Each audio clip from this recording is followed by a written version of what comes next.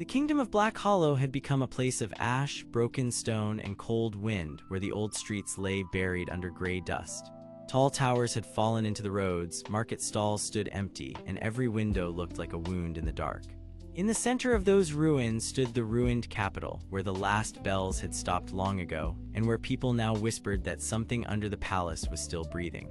The air felt heavy there, as if the land itself was holding its breath before a final blow. The danger was simple and clear. If the Omega eclipse rose in 3 nights, the barrier between the world and the underworld would break, and demon legions would pour through the capital and drown the last living towns in endless war.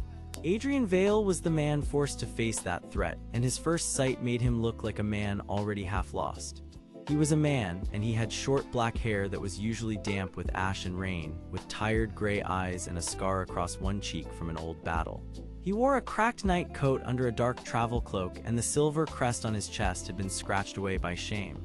Once, Adrian had served as a royal knight, brave and careful, but he had failed to protect the eastern gate when the demon siege began and the nobles had called him weak. He wanted one thing now, and that was simple as well. He wanted to prove that he had not abandoned the kingdom, even when the kingdom had abandoned him. He mattered because he was one of the few people who still knew the old roots under the capital, the old oaths of the knights, and the true name of the spirits sealed below the palace. On the night the story began, a black carriage rolled into the ash fields and stopped before him, carrying the last noble house still alive in the realm. Lady Evelyn Reed stepped out first, and she made a sharp and careful first impression. She was a woman with long blonde hair tied back in a neat braid, pale skin, and a gold cloak lined with red cloth that marked her as noble even in ruin. Her eyes watched every shadow, and her chin stayed lifted as if fear could not be allowed to touch her face. She claimed to speak for the surviving nobles of Black Hollow, and her father had once been the capital's steward before the siege tore the court apart. She wanted the Wraith Crown returned to the royal vault, where she said it would be safe, but her real goal was harder to see. She cared about keeping her own bloodline alive, and she feared that if the crown stayed with the wrong man, the nobles would lose the last control they had left. Beside her stood Sir Victor Hale, a man with short brown hair, broad shoulders, and a polished breastplate that looked too clean for the ruined world around him.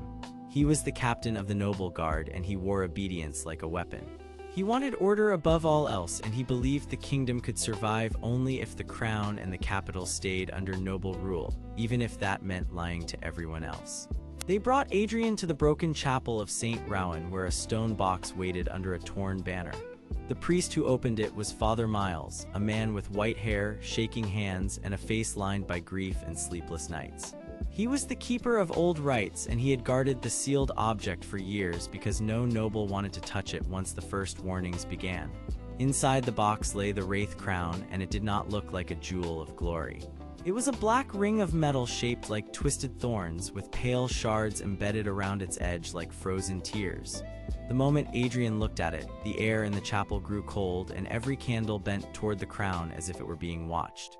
Father Miles explained the curse in plain words. The crown could call spectral hunters, dead warriors bound to a single command, and those hunters could track demons through smoke, walls, and shadow. But the crown fed on the will of its bearer, and every command made the bearer easier to corrupt. Use it too long, and the crown would begin to speak in the wearer's mind, offering power in exchange for obedience. Adrian understood at once why no noble wanted it. It was a weapon that could save the realm, but only if someone strong enough could endure its hunger. He took it in both hands, and the instant it touched his skin, a whisper slid through his thoughts like ice. The first attack came before Adrian could even leave the chapel grounds. A wave of demon soldiers rose from the rubble outside the city wall, tall shapes with horned helmets, ember eyes, and weapons made of dark iron. They were not mindless beasts, but organized hunters sent to test the capital's weakness before the eclipse. Victor shouted for the guards to hold the line, while Evelyn ordered the servants back into the carriage.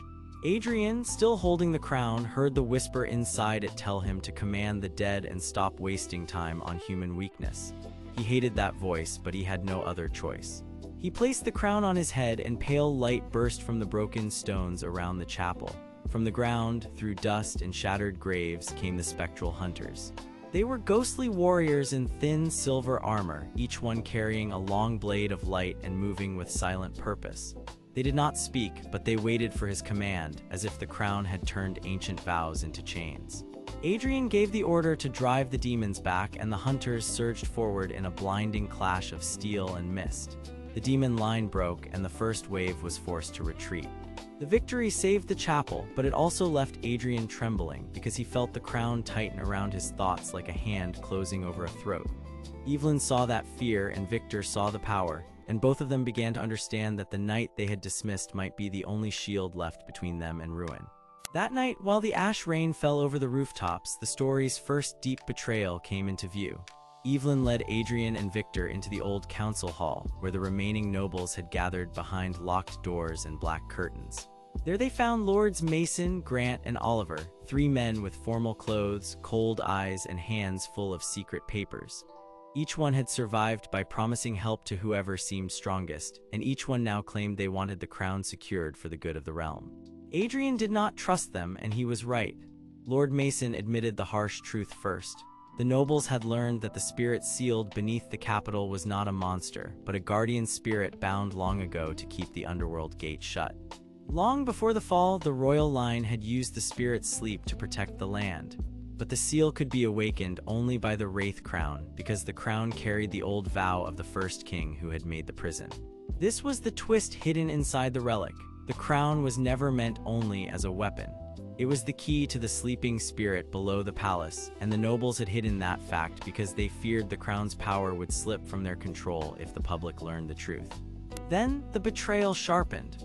Lord Grant revealed that some of the nobles had already made a private bargain with the demon lord commanding the siege. They believed the underworld would spare their families if they opened a small gate during the Omega eclipse.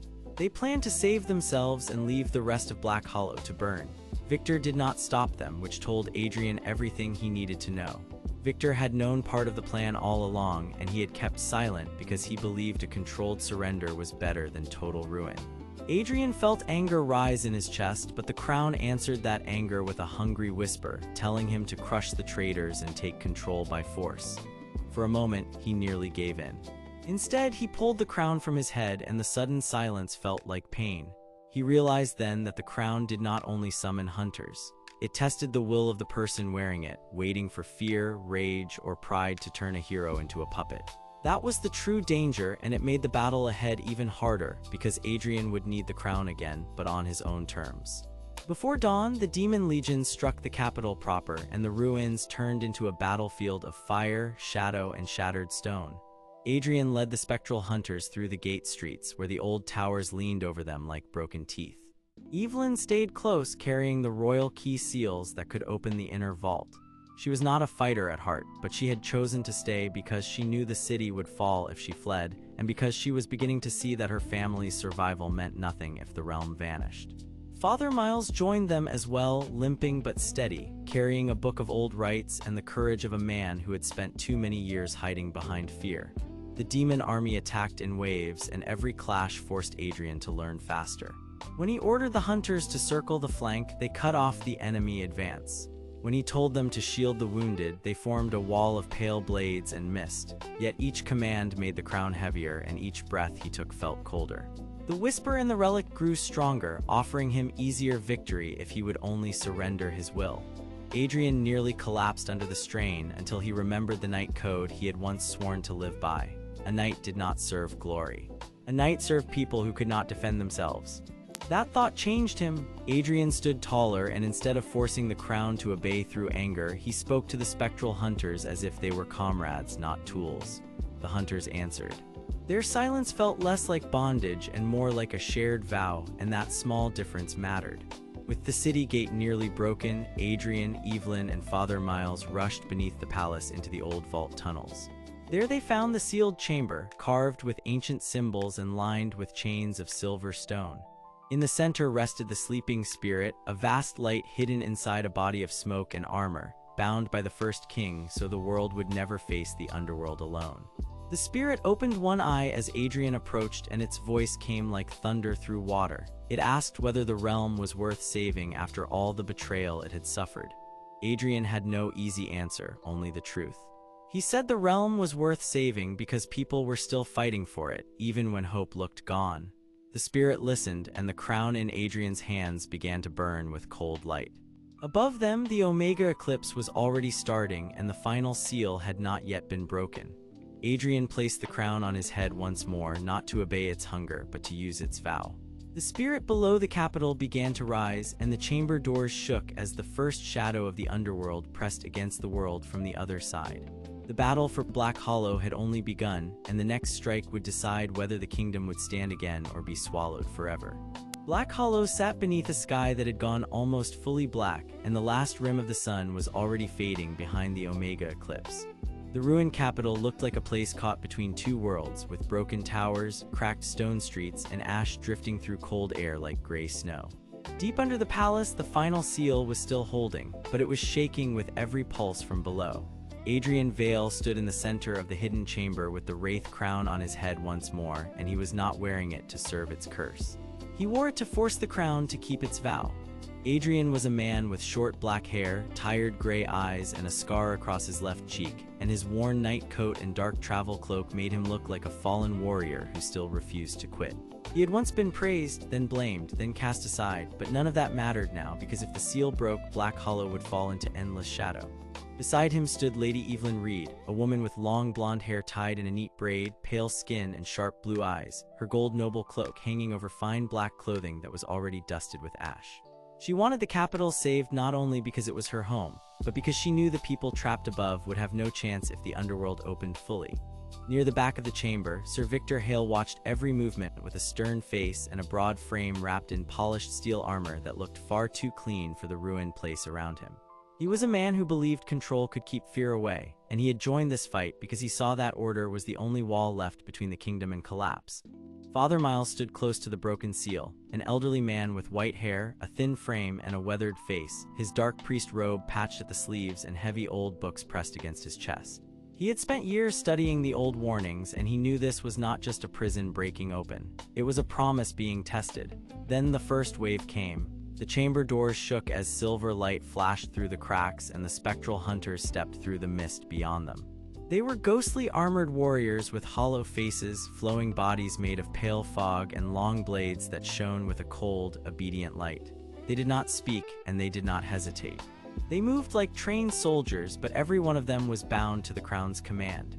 Adrian raised one hand, and the crown answered with a pulse of cold mist. The nearest hunters paused, as if listening for a voice only they could hear, and that single moment gave the others time to move. Victor drove forward first, his steel armor clashing against a hunter's blade with a sharp ring that filled the chamber. Evelyn pulled a broken torch from the wall and used its metal shaft like a staff, striking one hunter aside and then forcing another back with a clean turn of her shoulders.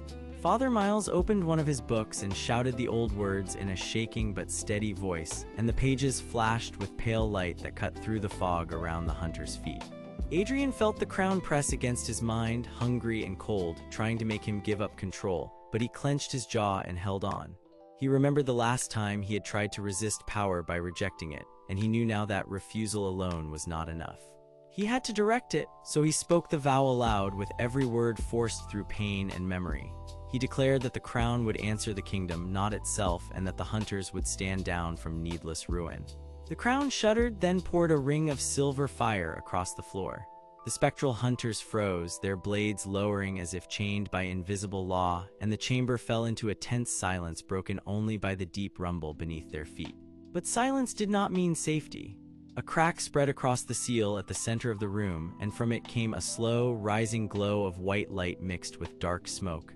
Father Miles looked down, then up at Adrian with fear in his eyes. He said the words he had feared to speak for years. The guardian spirit below was not a monster at first. It had once protected the capital, long before the palace was built, and the crown had been forged to bind it when the royal line grew afraid of its power. The vow was never about obedience. It was about trust. If the spirit rose in anger, it could overwhelm the entire capital, not because it wanted to destroy the people, but because its old bond had been broken and its pain had nowhere to go. That truth struck Adrian harder than any blade. He had expected a beast, but instead he found an ancient protector forced into silence by fear and pride. Then another answer came, and it changed everything. Lady Evelyn, who had been watching the crown with sharp eyes, noticed a mark on one of the stone pillars near the seal. It matched the seal pattern in Father Miles's oldest book, but one line had been scratched away. Someone had changed the old record. Victor stepped closer, his face hardening as he followed the mark, and he understood the shape of betrayal before the others did. A noble house inside the capital had not only feared the spirit. They had wanted it weakened so they could claim the throne by blaming the disaster on the old royal vow. The final seal was failing now because someone had loosened it on purpose, hoping to force the kingdom into panic and then seize control in the confusion. That was the real enemy, and that enemy was not only below them. It was also the greed growing inside the city above. The chamber trembled again, and this time the wall behind the seal split open far enough to reveal a narrow stairway leading deeper beneath the palace. A wind of cold smoke poured out, carrying a voice that was not a voice at all, only a feeling of sorrow, patience, and warning. Adrian understood that the spirit was waking enough to remember. It was not attacking yet. It was waiting to see whether anyone in the world above still knew how to keep a promise. He looked at Evelyn, and she gave him a small nod, even though her hands were shaking. He looked at Victor, and for the first time the stern officer did not try to command the moment. He simply asked what must be done. Adrian turned to Father Miles, and the old priest said the answer plainly. The crown could not force the spirit back into silence forever. The real task was to repair the broken vow at its source, deep in the chamber below, before the eclipse finished covering the sky. If they failed, the spirit would rise fully, the hunters would break free again, and Black Hollow would be swallowed by the shadow world pressing from the other side. Adrian felt the weight of all of it settle on his shoulders, but this time he did not flinch. He had begun the day as a disgraced knight carrying shame. Now he stood at the edge of a truth that could save a kingdom, and he knew the fight had only just become real.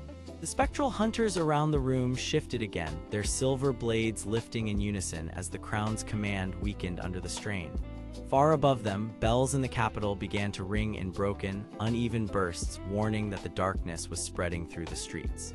Adrian tightened his grip on the crown's vow. Evelyn stepped beside him with quiet courage. Victor raised his sword with disciplined focus, and Father Miles opened the old book to the next page.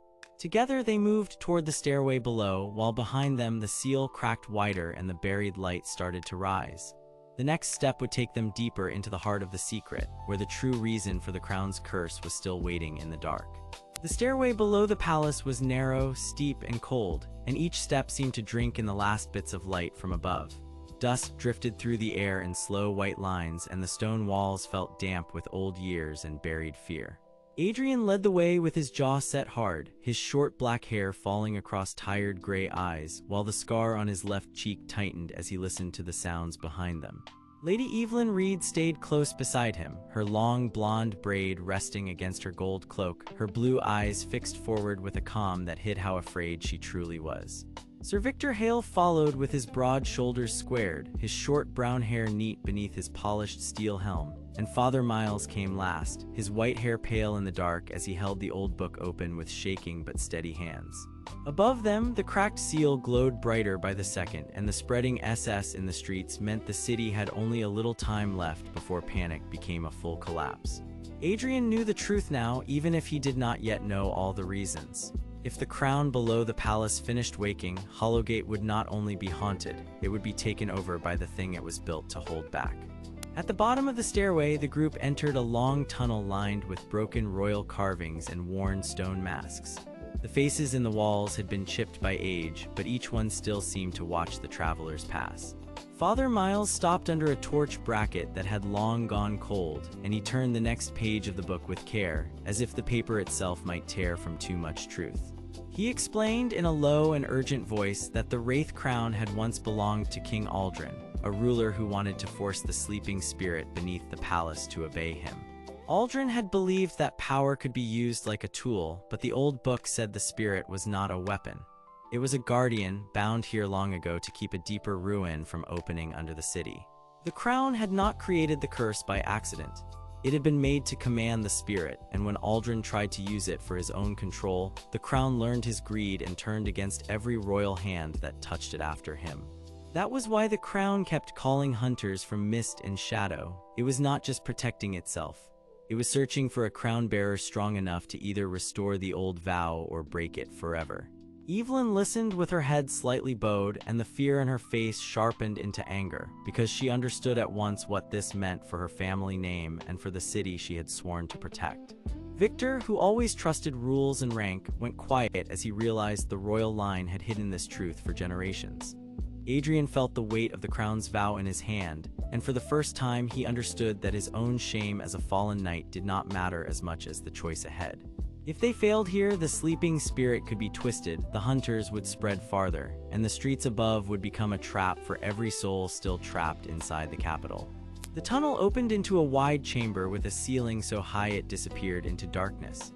At its center stood a round stone platform, and around that platform rose silver chains as thick as tree trunks, running into the floor, the walls, and a deep pit beneath them. The chains glowed with a pale white light, and inside that light slept the ancient guardian spirit. It was vast beyond any human shape, made of brilliant white fire, curling dark smoke, and broken armor forms that floated around it like pieces of a forgotten giant. The spirit did not wake, but even in sleep it gave off a powerful pressure that made the air feel heavy and strange. Around the chamber stood the spectral hunters, ghostly armored warriors with hollow faces and long pale blades, their flowing mist bodies barely touching the ground. They were silent, still, and obedient, and they all turned their empty gaze toward the living the moment Adrian stepped onto the platform. Victor lifted his sword at once, not because he wanted to fight, but because his training left him no other choice when danger stood in front of him. Evelyn raised her chin and held her ground, though her hands trembled once before she made them still. Father Miles began speaking from the book in a careful chant, and the chains answered with a soft ringing sound. That sound mattered because the book said the chains would weaken every time the crown was brought too close to the spirit, and if they weakened fully, the spirit would rise without guidance and crush both enemy and ally in one blind burst of force. Adrian looked from the hunters to the sleeping giant and felt a terrible question forming in his mind. If the spirit was meant to guard the city, why did the crown treat it like a prisoner?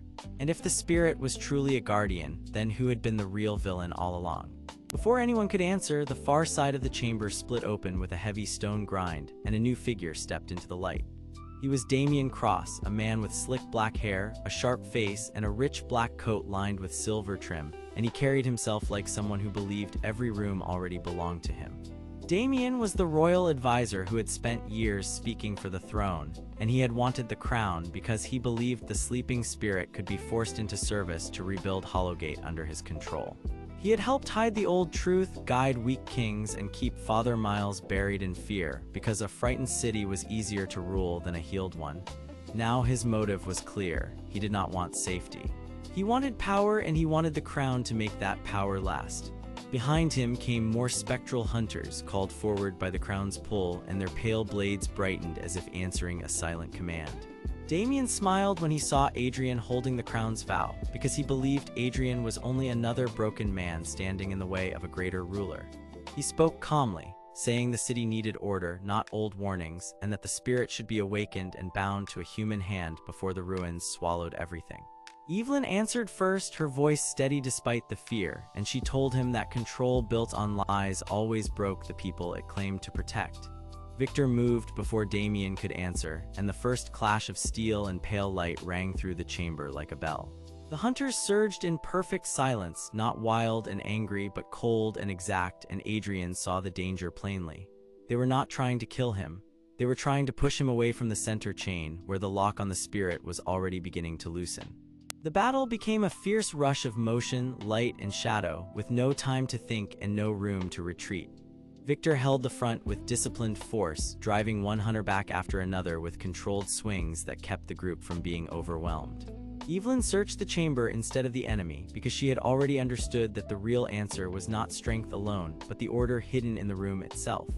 Her sharp eyes found small symbols cut into the stone around the chain anchors, and she called out to Father Miles that the old book's page had a second pattern hidden in the margins.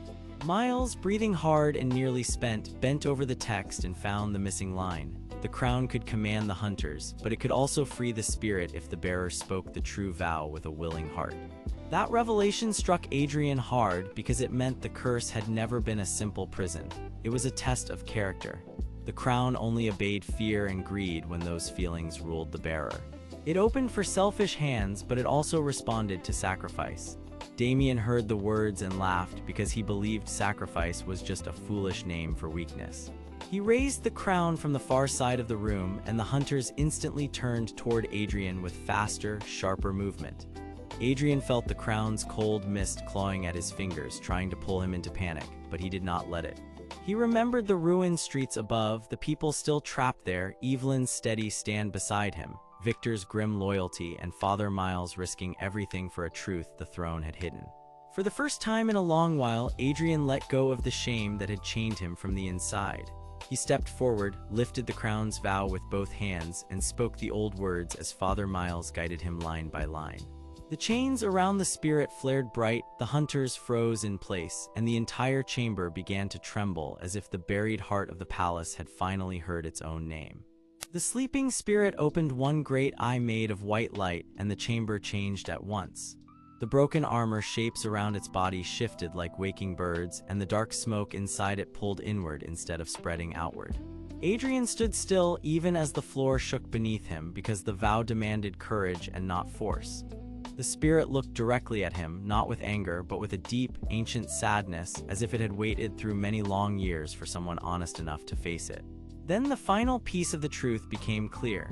King Aldrin had not locked the spirit away to protect the people. He had feared that the spirit would refuse his rule and expose his weakness, so he used the crown to seal it and built the whole royal curse around that lie. The city had suffered for generations because one ruler had chosen pride over trust. Adrian understood then that the crown did not belong to the throne at all. It belonged to the vow that kept power tied to duty. He turned toward Victor, Evelyn, and Father Miles, and they saw the change in him at once. He was still weary, still marked by failure, but he was no longer acting like a man who expected to be cast aside. He was acting like someone who finally understood he could still choose what kind of knight he would be. Together, they reached for the weakening chains, and the spirit answered by holding still instead of striking out. Damien tried one last time to seize control, but the hunters, no longer driven by his command alone, began to falter around him. The chamber filled with rising white light, and the seal above them cracked again in a new pattern, opening a path deeper than before. Adrian had not solved everything, and the danger was far from gone, but he had made the first real choice that mattered. The crown was no longer just a curse in his hand. It was a promise, and the next chamber below would show whether that promise could save Hollowgate or break it open completely. White light climbed through the cracked seal like mist turning into fire, and the hidden chamber below the palace opened wider with each hard pulse of magic. Adrian Vale stood at the edge of the broken stairwell, his short black hair damp with sweat, his tired gray eyes fixed on the darkness below, and the scar across his left cheek pulling tight as the floor trembled. The ruined city of Hollowgate still groaned above them, with broken towers, ash-covered streets, and cold stone halls that had not known peace for years. But now the danger had moved deeper than the palace walls, and everyone in the chamber knew it. If the seal failed completely, the sleeping power under the city could wake in full, and Hollowgate could become either a shield or a wound that never closed. Adrian held the Wraith Crown in both hands, feeling the cold mist spill from its thorned black rim, and for the first time he did not feel only cursed by it. He felt watched by it, tested by it, and strangely called to choose. Beside him, Lady Evelyn Reed stood in her gold noble cloak and fine black clothes, her long blonde hair tied in a neat braid, her sharp blue eyes wide but steady. She had come here to save her city, to protect the people who still trusted the Reed name, and to prove that a noble could act with courage instead of pride. On Adrian's other side waited Father Miles, the elderly priest with white hair, a thin frame, and patched dark robes, clutching old books against his chest as if they were the last honest things left in Hollowgate. His face was worn with fear and duty, but his voice never lost its calm, because he had spent years studying the old bindings under the palace and knew exactly what was at stake. Just behind them stood Sir Victor Hale, broad-shouldered in polished steel armor far too clean for the ash around him, his short brown hair neat, his stern face hard, and his trust in control stronger than his trust in mercy.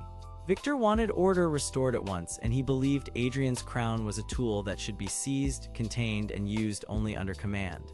At the back of the chamber, half hidden by broken columns, Damien Cross watched with slick black hair, sharp features, and a rich black coat trimmed in silver.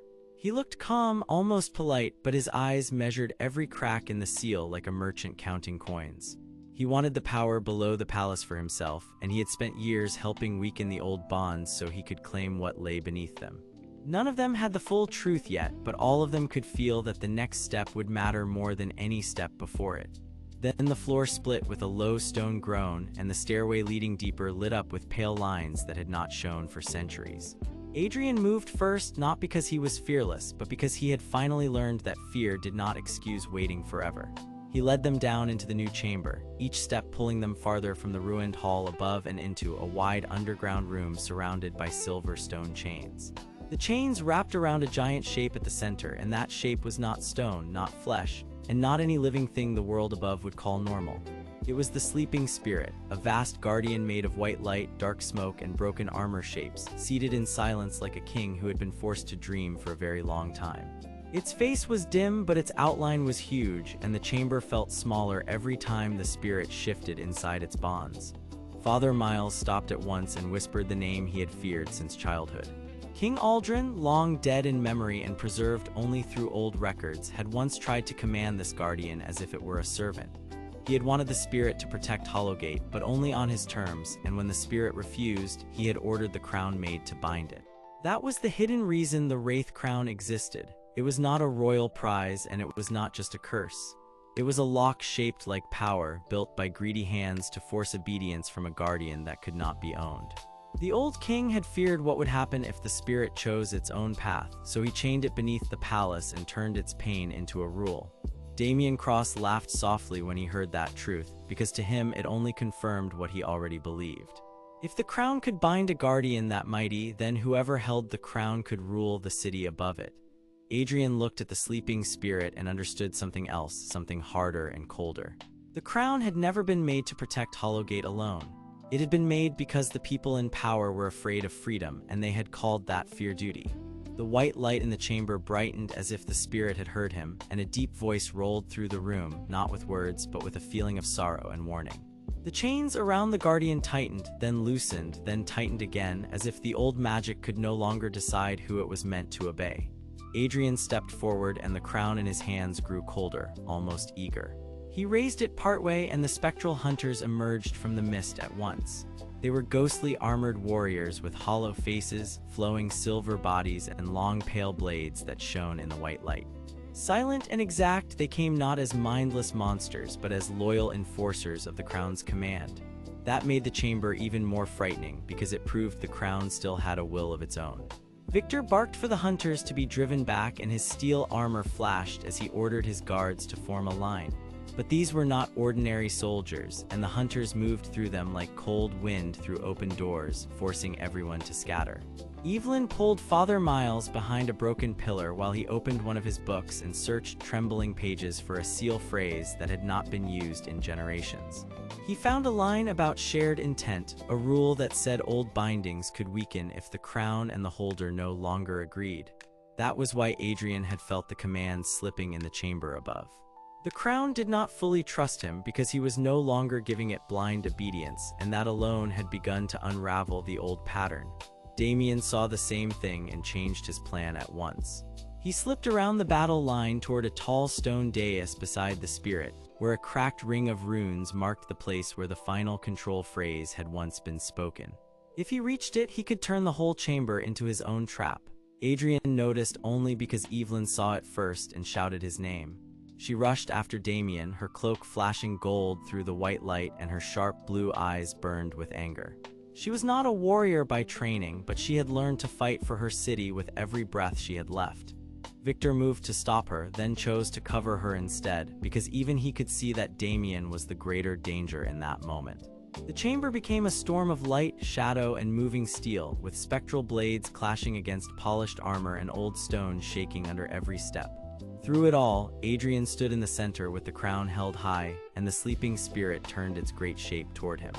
For one breath, the room went still. The voice that reached him was not cruel, and it was not weak. It was old, tired, and furious in the way a protector becomes furious after years of being chained. Adrian saw a flash of the past inside the white light.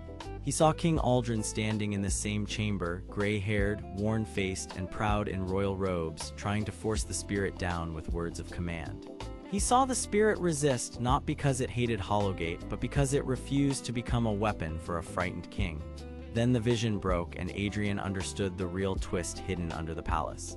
The Guardian had never been the enemy. The crown had never been made to rule it. The crown had been made to hide the truth that the king had failed to protect the city honestly and had chosen control instead of trust.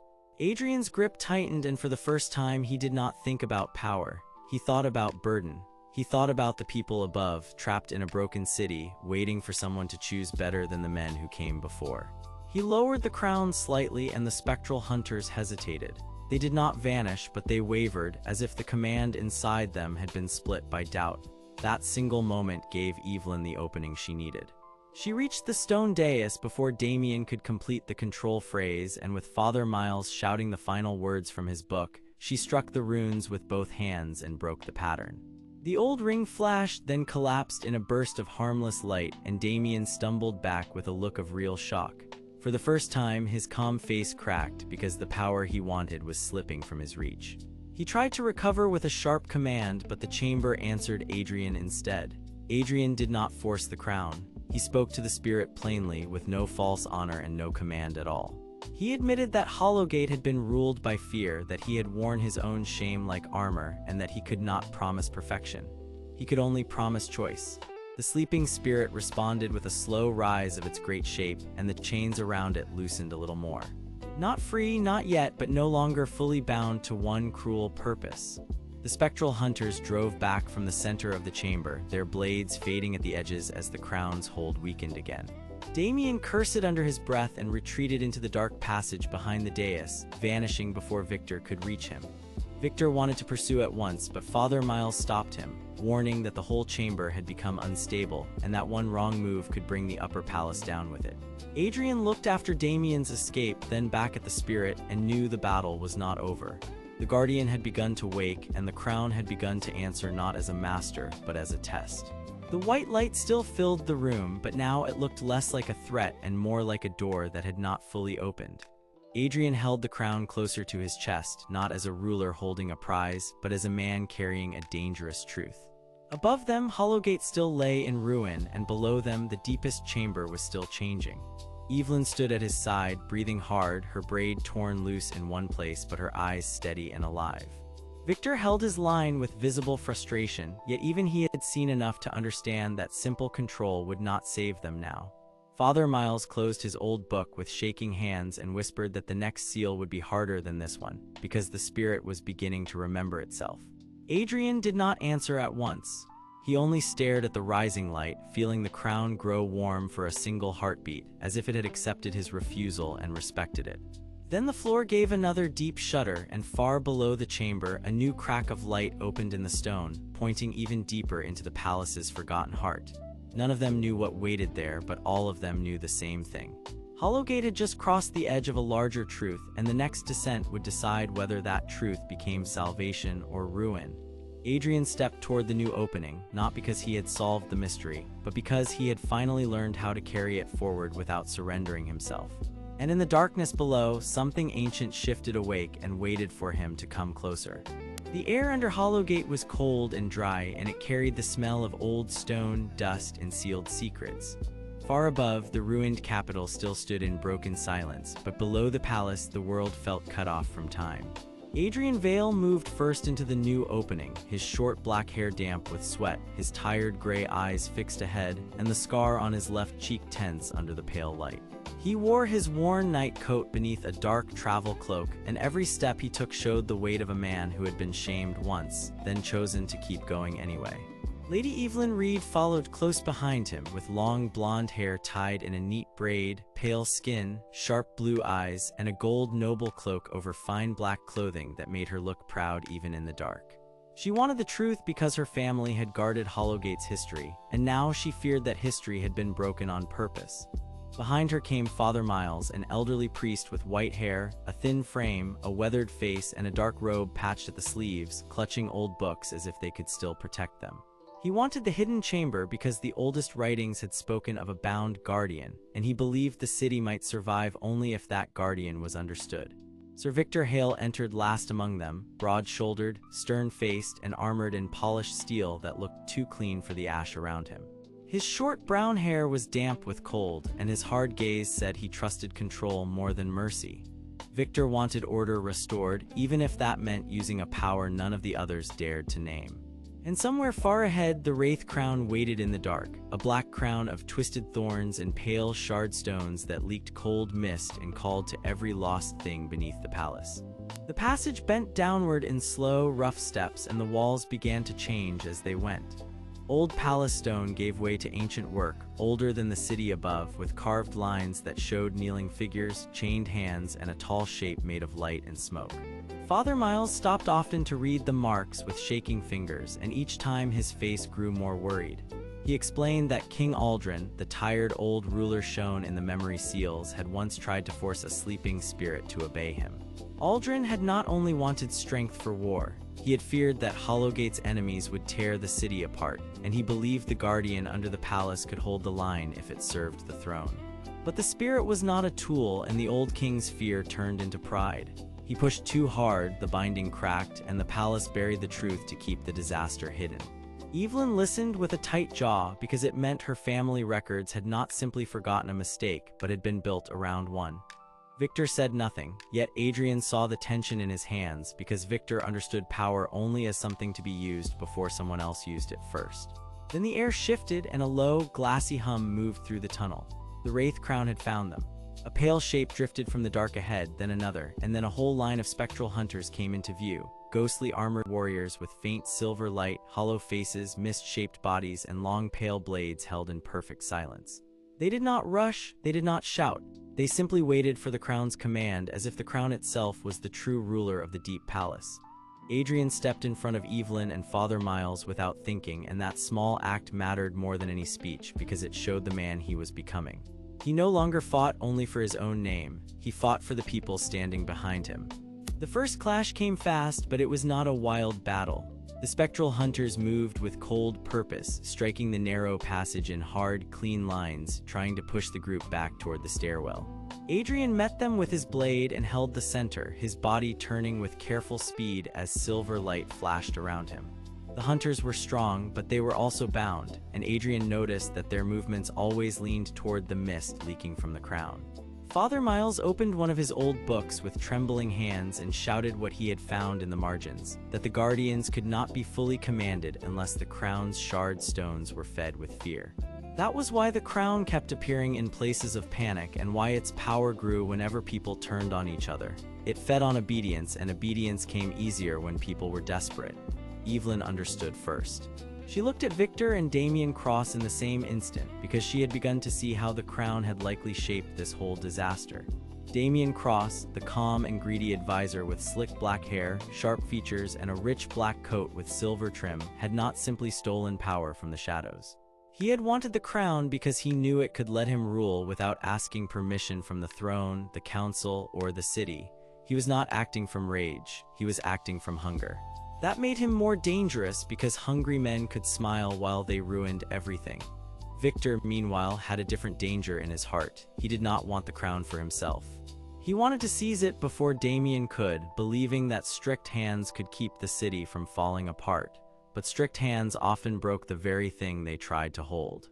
Adrian saw that truth in Victor's face the moment the spectral hunters suddenly turned away from the group and rushed deeper into the chamber. The crown was not hunting them now, it was guiding them somewhere else. They followed the hunters into a wide underground hall, and there the palace's forgotten heart finally revealed itself. The chamber was huge, round, and cut from black stone veined with old silver lines. Broken pillars stood like cracked teeth around the edges, and between them hung heavy chains of silver stone that sank into the floor and ceiling. At the center of the chamber rested the sleeping spirit, an ancient guardian made of glowing white light, dark smoke, and broken armor shapes, sealed in place as if time itself had locked it down. Its size filled the hall, and its presence made every breath feel smaller. The spirit's head was bowed, but its chest still moved with a slow, steady pulse, like a deep sleeping giant waiting for the wrong hand to wake it. Above the spirit, the Wraith Crown floated in a ring of cold mist, and the shard stones around it shimmered as if they were being fed from beneath the floor. Then Damien Cross stepped from a side arch with 2 more spectral hunters behind him, and his smooth voice echoed off the chamber walls. He said the old king had been a fool because power should never be buried when it could be commanded. He said Hollowgate had rotted because its rulers feared the truth and that he would finally bring the city a new order. Victor arrived on the opposite side, sword lowered but ready, his face tight with anger and doubt. He told Damien to step away because even he could see that the crown was not a gift but a trap. Damien only smiled because his plan was simple and selfish. He would wake the spirit through the crown, bind it with fear, and use it to control every gate, soldier, and noble in Hollowgate. Adrian understood then that the city's greatest danger was not one villain, but two different kinds of control. One came from greed and one came from fear. Both could ruin everything. The chamber erupted into motion when Damien reached for the crown. The spectral hunters surged, Victor moved to intercept, and Adrian ran straight toward the center because the spirit itself began to stir. The chains across the chamber trembled, and the sleeping spirit lifted its head for the first time in ages. Its eyes opened as soft white fire, and the air shook with a deep, ancient sound that was not a roar, but a warning. Father Miles shouted that the binding was failing. He remembered a line from the old records, and he cried out that the spirit had never been chained to obey. It had been chained to protect the city from the crown. That was the twist hidden in the old history. King Adrian had not only tried to use the Guardian, he had been warned that the Wraith Crown could twist any command into corruption, and he had hidden the spirit below the palace so the crown would never find a body it could fully rule. The old king's mistake had been pride, yes, but also a desperate choice to hide the Guardian rather than destroy it, because he had feared that breaking the seal would free the crown's reach across the city. Evelyn saw the truth in a burst of memory from the carved walls. The old records did not show a noble throne room. They showed Adrian standing in panic while shadowed hands passed the crown from advisor to advisor, and Damien's family line appeared in the images as the men who had always reached for hidden power. Damien was not a surprise to the spirit. He was part of the same old hunger. Adrian shouted for everyone to stop fighting the hunters and look up because the crown was using their fear to wake the Guardian the wrong way. He did not know yet if anyone would listen, but he knew one thing with perfect clarity. If the spirit rose angry, Hollowgate would break. If it rose calm, it might still save them. Victor hesitated, and in that hesitation, his whole face changed. For the first time, he looked less like an officer and more like a tired man who was afraid of being wrong. Evelyn called his name and told him that control was not the same as safety. Father Miles backed her up, saying the city needed trust, not another chain. Victor looked from Damien to Adrian, then to the glowing giant in the center of the hall, and he finally saw the shape of the trap. He stepped toward Adrian instead of the crown, and that choice mattered more than any victory. Together, the two men drove the spectral hunters back long enough for Evelyn and Father Miles to reach the base of the seal. The priest opened his old book and read the words that had been hidden under layers of damage and ash. The lines did not call for force. They called for release, but only in a circle of steady will, with no demand for obedience. Adrian understood at once that the spirit could hear intent more clearly than command. So he placed one hand on the nearest silver chain and the other on the stone floor, then spoke to the sleeping Guardian in a calm voice. He did not ask for power, he asked for help. He told the spirit that Hollowgate had suffered long enough, that the crown had been feeding on fear, and that no one in the chamber wanted to rule it by force anymore. The spirit's white light brightened, and for one long, silent moment, every spectral hunter froze. Then the chains loosened one by one, not breaking, but opening like locks. Damien shouted in fury and reached for the crown, but the crown flashed cold mist into his face and pushed him back. He stumbled, shocked that the thing he wanted so badly had never truly belonged to him. The sleeping spirit rose halfway from the seal, still bound by some chains, but no longer trapped in stillness. Its massive form filled the chamber with light and shadow, and its broken armor shapes shifted like pieces remembering who they were. It did not attack, it looked at Adrian instead, as if it had judged the honesty in his voice. The chamber did not become safe, but it changed. The spectral hunters pulled away from Damien's command and retreated into the shadows of the hall, their silver light dimming as the crown lost some of its grip. Victor breathed hard and lowered his sword, stunned by the fact that mercy had worked where force had failed. Evelyn stood beside Adrian, her blonde braid loosened now, her expression sharper than before because she had seen the truth her family never wrote down. Father Miles closed his book with shaking hands, but this time his exhaustion held relief, not defeat. Damien backed toward the archway with hate in his eyes, yet he also looked afraid for the first time because his control had slipped and he knew it. The Wraith Crown hovered above the chamber like a cold, hungry moon, still dangerous, still unclaimed, and still able to cause ruin if handled badly. But now the group understood its rules. It did not grant strength. It fed on fear and obedience, and it tried to turn every heart around it into a chain. Adrian kept his gaze on the crown, but his posture had changed. He was no longer a disgraced warrior standing alone in the dark. He had become the man who could carry a truth without being crushed by it. The sleeping spirit lowered one heavy arm and pointed not at the crown, but at a narrow passage opening behind the central seal, a passage none of the others had noticed before. Beyond it, a deeper part of Hollowgate still waited, and whatever was there had been hidden for a reason. Adrian knew they were not finished because the crown had only been one layer of the secret, and Damien's retreat meant he would return with another plan. But for the first time since entering the ruins, the group had a path forward that did not begin with panic. It began with trust. Adrian took one step toward the hidden passage, then looked back at Evelyn, Victor, and Father Miles, and they followed him not because he had all the answers, but because he had learned how to keep moving when the truth was still bigger than him. Behind them, the sleeping spirit watched in silence, and above them, Hollowgate still waited in ash and shadow, while the next secret below the palace began to stir. The hidden passage dropped lower beneath Hollowgate, and the air changed with every step. Above them, the ruined capital stayed quiet under ash and broken stone, but below the palace, the world felt tight and old, as if the walls themselves were holding their breath. Adrian Vale walked first because he had chosen to keep moving and not because he was fearless. He was a man with short black hair, tired gray eyes, and a scar across his left cheek, and he wore his worn night coat under a dark travel cloak like someone who had once served honor and now had to earn it again. Behind him came Lady Evelyn Reed, a woman with long blonde hair tied in a neat braid, pale skin, and sharp blue eyes, dressed in a gold noble cloak over fine black clothing. She wanted the truth because her family name had been tied to the city's shame, and she needed to know who had ruined Hollowgate and why. Sir Victor Hale followed with his broad build, short brown hair, and polished steel armor, looking too clean for the ash around him. He trusted order, control, and clear chains of command, and he feared what would happen if power was left in the wrong hands. Father Miles came last, an elderly man with white hair, a thin frame, and a weathered face, carrying old books in his dark priest robe patched at the sleeves. He wanted to protect the living from old mistakes, and he was still pushing forward even though the weight of hidden history sat heavily on his shoulders. Their danger was simple and clear now. If the secret below the palace woke in the wrong way, Hollowgate could be trapped under a curse that no crown, no sword, and no prayer could easily stop. The passage opened into a chamber shaped like a long, broken throat, with stone ribs arching overhead and pale light leaking through cracks in the floor. The group stopped when they saw marks on the walls, not random scratches, but careful lines carved in a ring around a black door at the far end. Adrian stepped closer and saw the same twisted thorn design that had appeared on the Wraith Crown.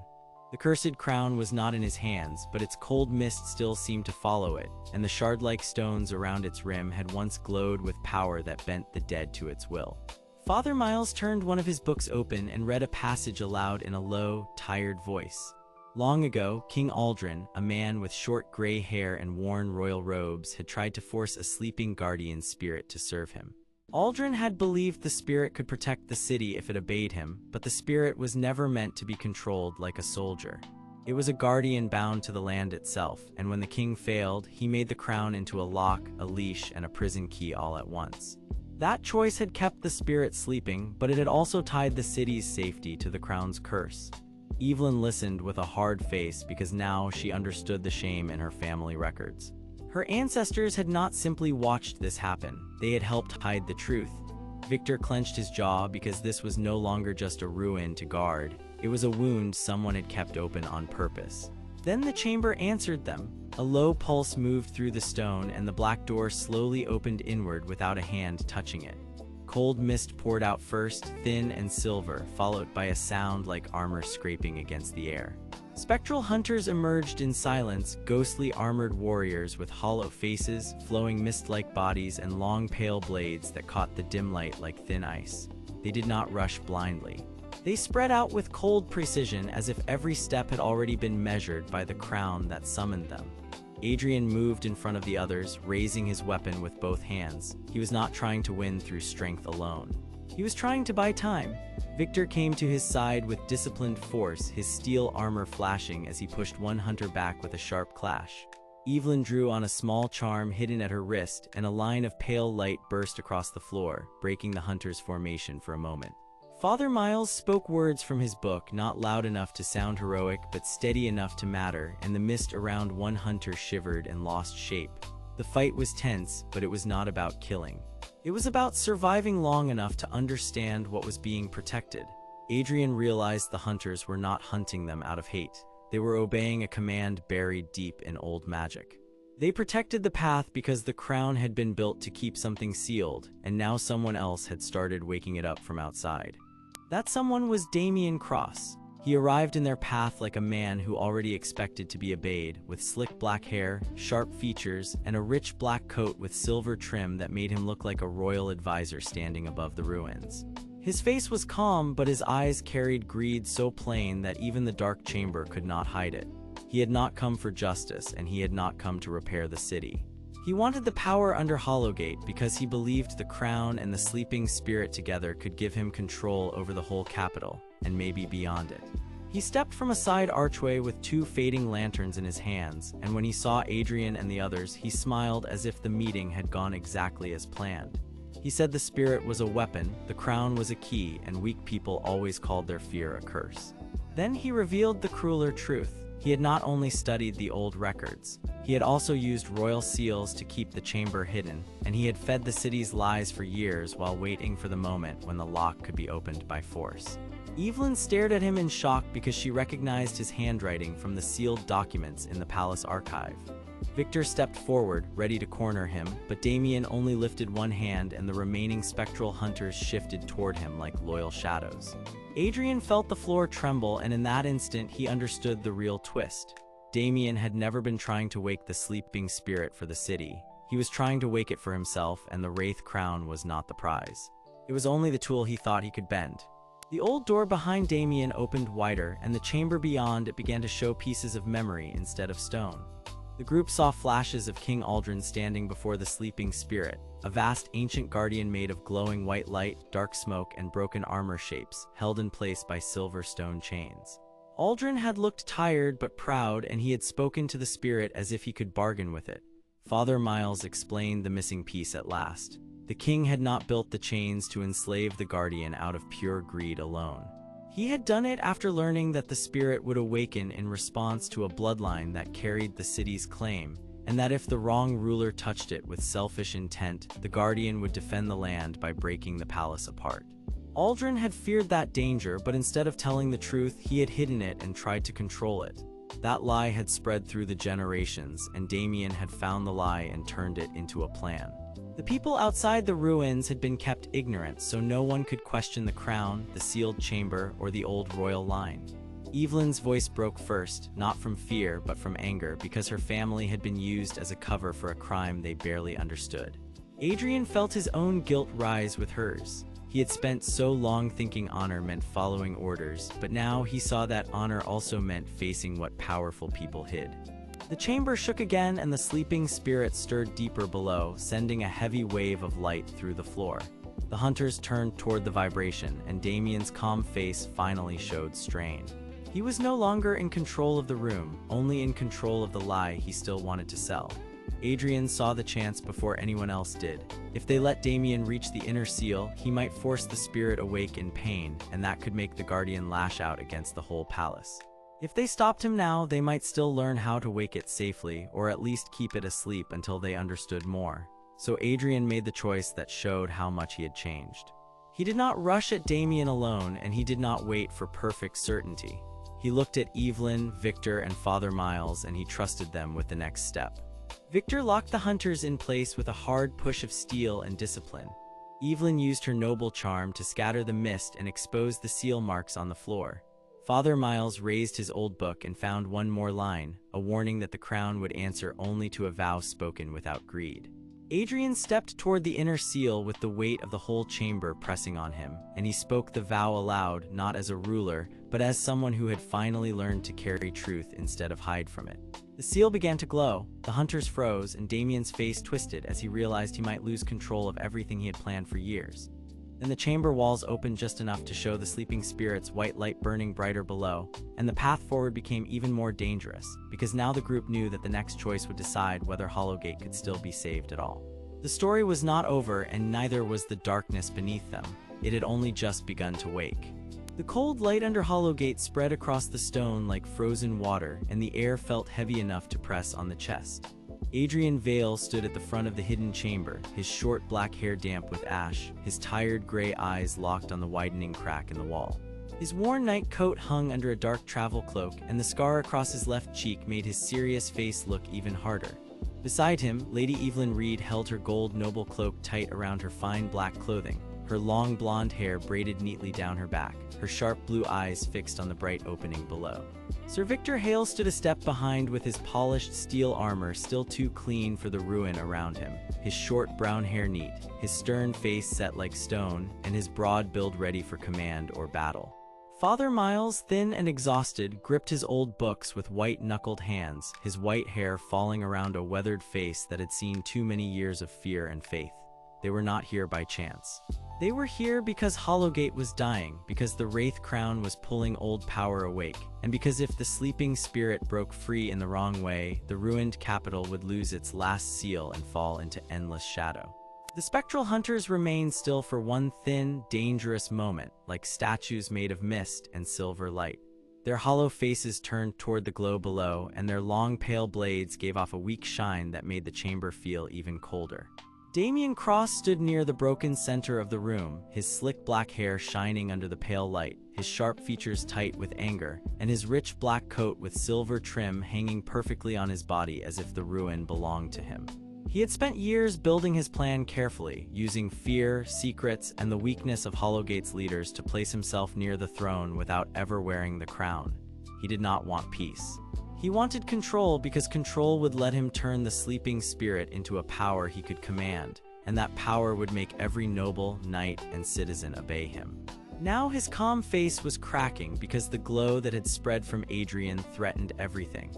The hunters had frozen, the chamber walls were opening, and the old magic was no longer following Damien's hands alone.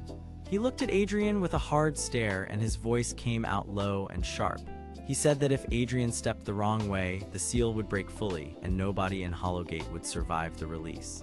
Father Miles heard the warning, but he did not trust Damien for a second.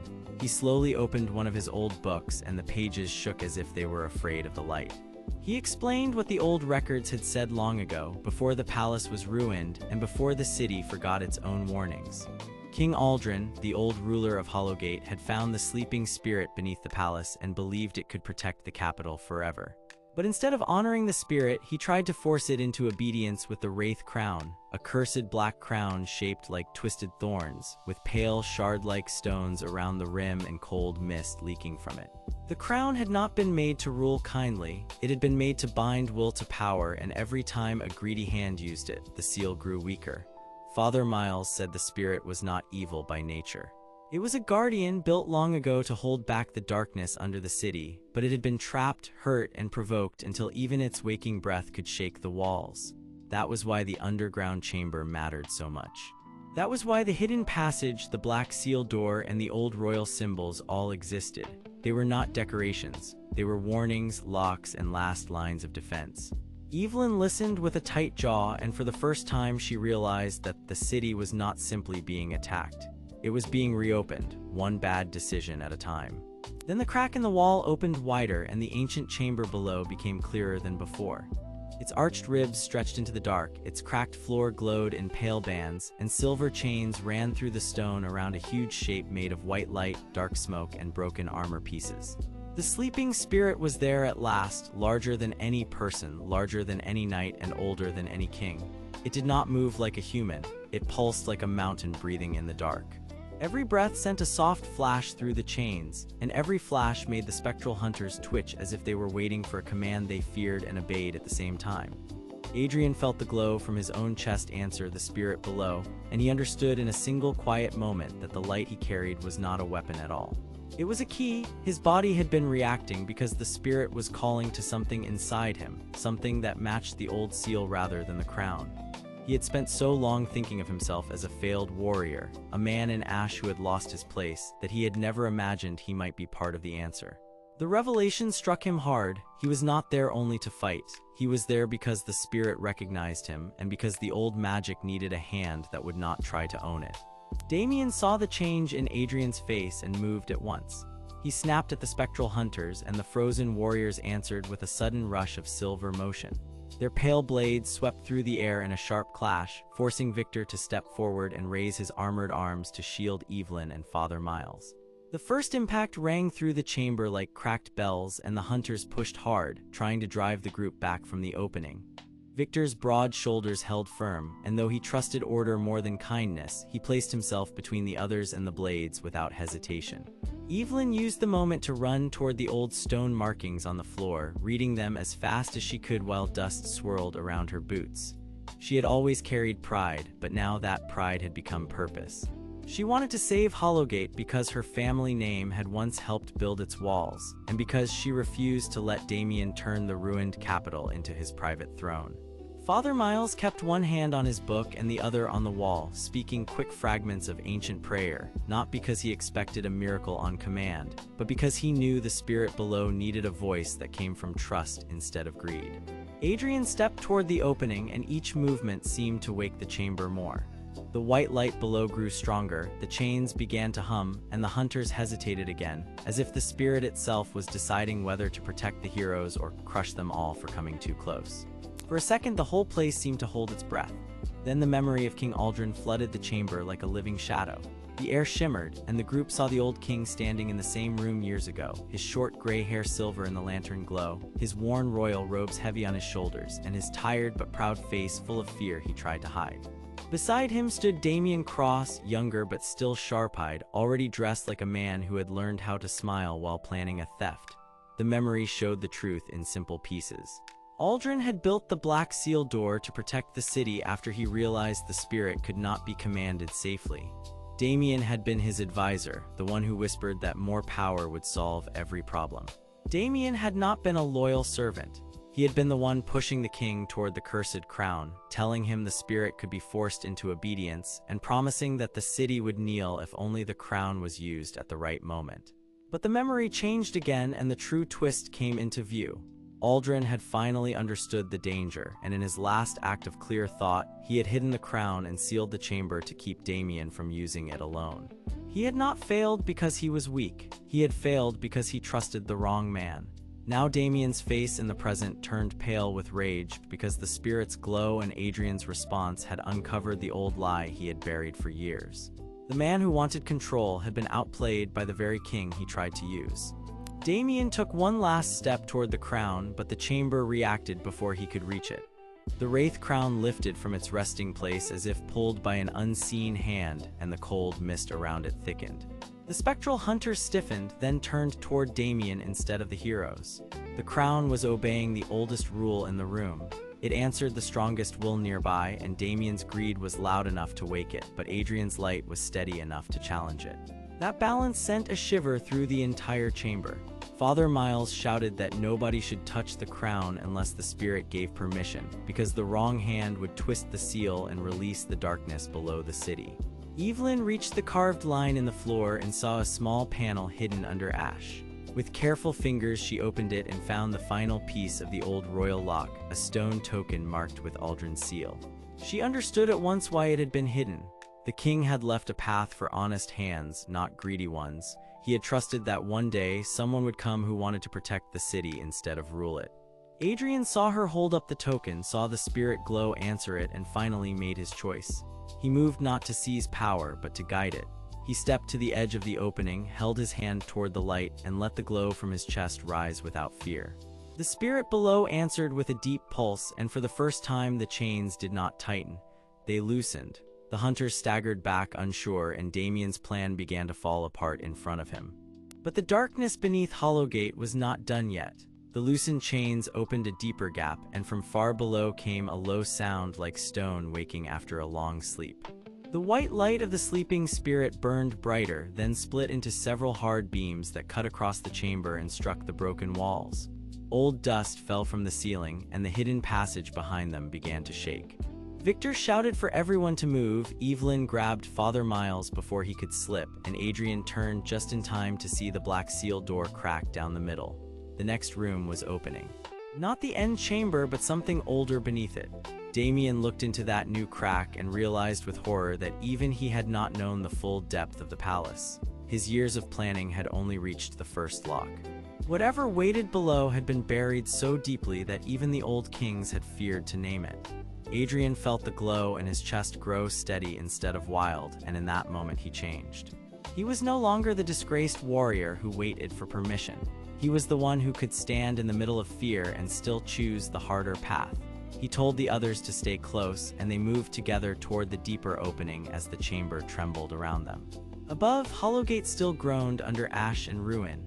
Below, the ancient force had only begun to wake. And somewhere in the dark under the broken palace, a final door was opening slowly, waiting for the next choice that would decide everything. The hidden passage beneath Hollowgate felt even colder now, as if the stone itself remembered every fear that had ever passed through it.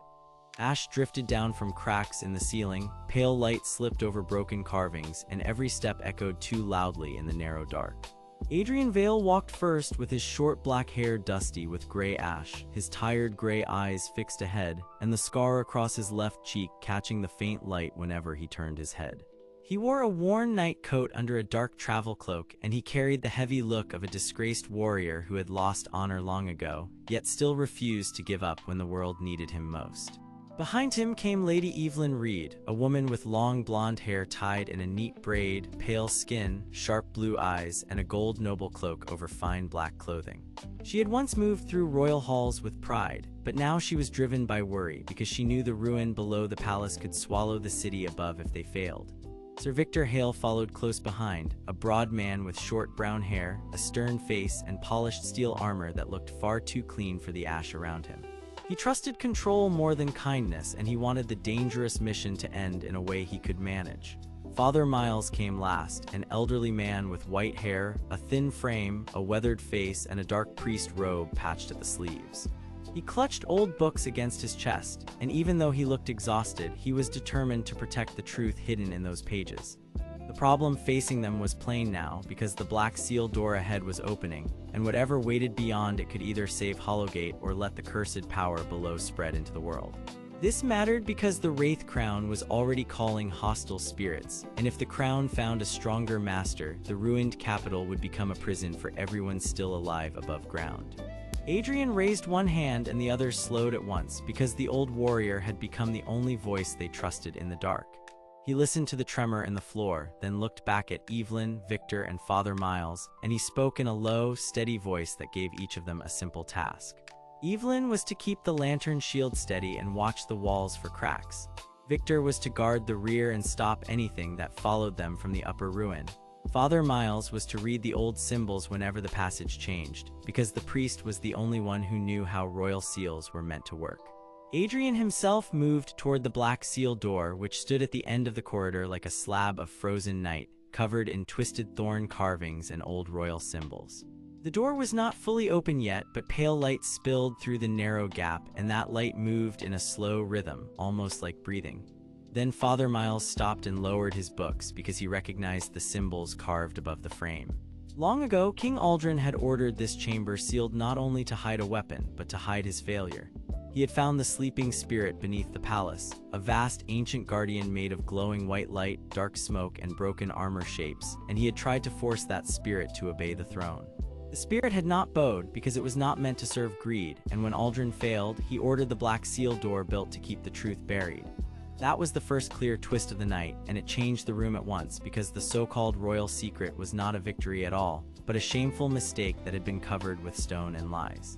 Evelyn stared at Father Miles because she had believed the old stories about a noble king protecting the realm, and now she saw that the crown had hidden its own damage for generations. Victor tightened his jaw because if the king had built this prison out of pride, then every guard order he had followed might have served a lie. Adrian did not speak right away because he knew the worst truth often needed a moment to settle in the heart. Then the door opened farther and the hidden chamber beyond breathed out cold mist. The group stepped through together, and the ancient chamber spread before them in a long, dark shape, with arched ribs rising overhead, cracked flooring underfoot, and pale magical light leaking through the seams in the stone.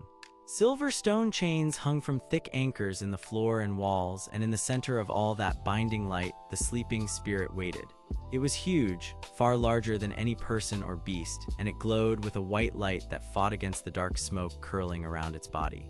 Broken armor shapes floated within it like memories that had never fully faded. The spirit did not move, but the room still felt alive with its slow power, and every chain around it shimmered as if it were strained by an unseen force. Father Miles whispered that the spirit had once guarded the kingdom in the days before the palace was built, and that Adrian had wanted to make it into a royal weapon because he feared enemies at the borders and rebels in the streets. He explained that the king believed control would bring peace, but the spirit had been bound by an old rule that made such control impossible. It answered only to balance, not command. That made the crown dangerous because the Wraith Crown did not create power from nothing. It took the fear, grief, and hunger already alive in a person, and it shaped those feelings into a command that could pull the dead and the lost into obedient form. Damien Cross had learned that truth, and he wanted the crown because he believed a city ruled by fear was easier to control than a city ruled by hope. That motive was now easy to understand, and it made him more dangerous because he was not acting from madness. He was acting from cold desire for power. As if the chamber had heard his name, a chill wave rolled through the floor and the spectral hunters appeared at the chamber edges, ghostly armored warriors with faint silver light, hollow faces, flowing mist-like bodies, and long pale blades. They moved in silence, as obedient as broken puppets, because the crown above had already sensed the spirit below and sent them to guard its claim. Victor stepped forward in polished armor, trying to hold the line with discipline, but the hunters spread out too quickly, circling the group with patient pressure. Adrian drew them all inward with a sharp hand signal because he had learned the hard lesson that fear breaks people fastest when they scatter. The first clash came with a burst of pale light, and Victor met one hunter head-on, his steel ringing under the strike. Evelyn used her lantern shield to throw a wall of brightness across the floor, forcing two more hunters back for a moment, while Father Miles opened his oldest book and shouted the names of the seal marks, making the stone chains around the spirit flare brighter. Adrian moved through the center of the struggle, not with panic but with purpose, and he saw that the hunters were not aiming at them at all. They were moving toward the chains. The crown wanted the spirit freed just enough to be controlled, and if the chains failed in the wrong way, the whole chamber could collapse into cursed ruin. That raised the stakes again because the battle was no longer just about survival. It was about stopping an ancient force from waking under the command of a greedy man who understood fear too well. Adrian forced his way to the lowest chain anchor, where the floor cracked in a ring around a faint royal mark. He looked at Father Miles, and the priest understood at once that the seal needed both strength and faith to hold. Evelyn came beside Adrian, her face tight with fear but her voice steady, and she told him she would not let Hollowgate become another forgotten grave under stone. Victor, seeing the chamber lines shift, made a hard choice of his own. He abandoned the idea of neat control and threw himself into the mess, holding back the hunters long enough for Miles to finish a second reading. That choice mattered because Victor had spent so long trusting order that he had never fully trusted people, and now he was learning that courage sometimes looked like surrendering control to protect others. Father Miles finished the line, and the silver chains flared brighter, forcing the hunters to recoil. In that moment, the sleeping spirit stirred for the first time, and the light inside its body became stronger, almost like a slow opening eye. The chamber shook, not with rage, but with recognition. Adrian felt it in his chest because the spirit was not waking to attack them. It was waking because the seal had been disturbed, and it could sense the crown calling from deeper below. Then came the second revelation, and it struck harder than the first. The ancient spirit was not only a guardian, it was the lock. The crown was not simply a cursed object. It was one half of a broken royal binding, and if Damien Cross found the right way to join it with the spirit, he could turn Hollowgate's hidden power into a weapon that answered only to him. Father Miles realized the same thing at the same time, and his tired face went pale because the old books had never told the full truth. They had only told what the first kings wanted remembered. Before anyone could speak again, a new sound rolled through the chamber, a slow echo from far below the floor. It was not the hunters. It was the final door under the chamber, the one they had not yet seen, and it was opening somewhere deeper in the dark. Adrian turned toward that sound, knowing the worst part was still ahead, while above them Hollowgate groaned under ash and ruin, and below them the ancient force had only just begun to wake. The team held together in the trembling light, staring toward the next passage, and none of them could yet see whether the final door would bring rescue, ruin, or the next hard choice that would change everything again. The hidden passage under Hollowgate felt colder with every step, and the silence inside it seemed to watch the travelers more closely than any soldier could. Adrian Vale led the way with his worn night coat brushing the cracked stone, his short black hair damp with ash, his tired gray eyes fixed ahead, and the scar on his left cheek catching the pale light like a warning. Lady Evelyn Reed followed close behind him, her long blonde hair tied in a neat braid, her gold noble cloak marked with dust, and her sharp blue eyes scanning every wall because she understood one thing very clearly now. If Damien Cross reached the chamber first, he would use the cursed Wraith Crown to seize the sleeping spirit, and that would let him rule the broken capital through fear, not law. Sir Victor Hale came next, broad-shouldered and tense in polished steel armor that still looked too clean for a place like this. And although he trusted control more than kindness, he had finally begun to understand that control without truth was only another kind of trap. Father Miles brought up the rear with white hair, a thin frame, and a weathered face full of strain, clutching old books to his chest because he had spent years studying the palace records and knew this chamber was never meant for living eyes. He had found the warnings in faded ink, and he had told the others the truth as simply as he could. The old king, King Aldrin, had once tried to force the sleeping spirit to obey him, and when that failed, he ordered the Black Seal door built to keep the force hidden beneath the palace forever. The problem was now plain, the danger was immediate, and the stakes were larger than a throne, because if the crown awakened the spirit in anger, Hollowgate could be torn apart by panic, collapsing stone, and a power no one could command safely. A low sound rolled through the passage then, and every head lifted at once. It was not a voice, and it was not an earthquake, but something deeper, like a giant waking in a sealed room. Adrian stopped at the next carved symbol in the floor, where old royal marks twisted around a broken circle, and he looked back at Father Miles for an answer he hoped would not come. The priest opened one of his books with shaking hands and found the page he feared, then he spoke in a flat voice that made the darkness feel heavier. The sleeping spirit had not been a weapon in the old days, he said, but a guardian bound to the palace foundations, called forth to hold back a buried force beneath the city. King Aldrin had grown afraid of its power, so he ordered Damien Cross's family line, long trusted advisors to the crown, to build the crown of thorns as a key to control it. The flaw was simple and terrible. The Wraith Crown did not truly command the spirit, but only stirred its pain and anger, and every attempt to force it made the hidden guardian fight the bonds harder. That was why the chamber was opening now. Someone had already placed the crown near the seal.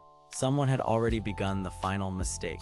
Evelyn turned her gaze toward Adrian because she could see the weight he carried, and she knew he blamed himself for missing too much, too late, too often. She had seen that look before in men who thought duty meant suffering alone, and she was tired of watching him vanish behind his own shame. So she stepped in front of him, held his eyes, and told him that if this ended badly, they would face it together. That small promise changed the air between them, because for the first time since the city had fallen, Adrian did not feel like a condemned man leading strangers into ruin. He felt like a captain with people beside him. Then the next door moved. A long slab of black stone slid sideways with a grinding cry, and a cold gust spilled out through the opening, carrying ash, old incense, and the faint metallic taste of magic. The team entered the ancient chamber one by one, and the sight inside silenced even Sir Victor. The chamber was wider than the street above, with arched ribs of stone crossing overhead like the bones of a giant buried in the earth. Pale light leaked through cracks in the floor, and silver chains ran down into a deep central pit where a massive shape slept in shattered armor and glowing white mist. The sleeping spirit was huge, human in shape but greater than human in scale, its form made of bright light, dark smoke, and broken armor plates that floated near it like memories of a war long forgot.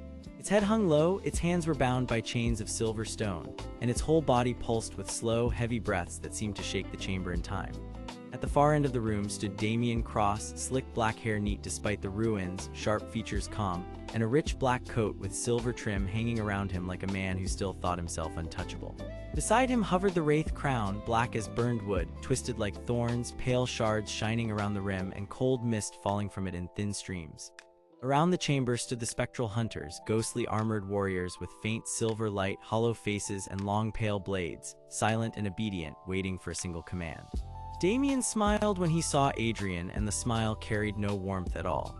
He said that the kingdom had spent too long ruled by weak hands and frightened vows, and that if the spirit could be bound, then order could be restored at last. He claimed he did not want chaos, only control strong enough to stop the city from breaking apart forever. But Father Miles answered first, and his exhausted voice cut through the chamber like a blade of truth. Control was not order, he said, and fear was not peace. Damien had not come to save Hollowgate. He had come to own what the old king failed to master. The first spectral hunter moved before anyone else could speak again. It glided across the stone without sound, long pale blade raised, and Sir Victor stepped forward with his shield lifted high to meet the clash. The impact rang through the chamber, and the blast of silver light forced dust from the ceiling.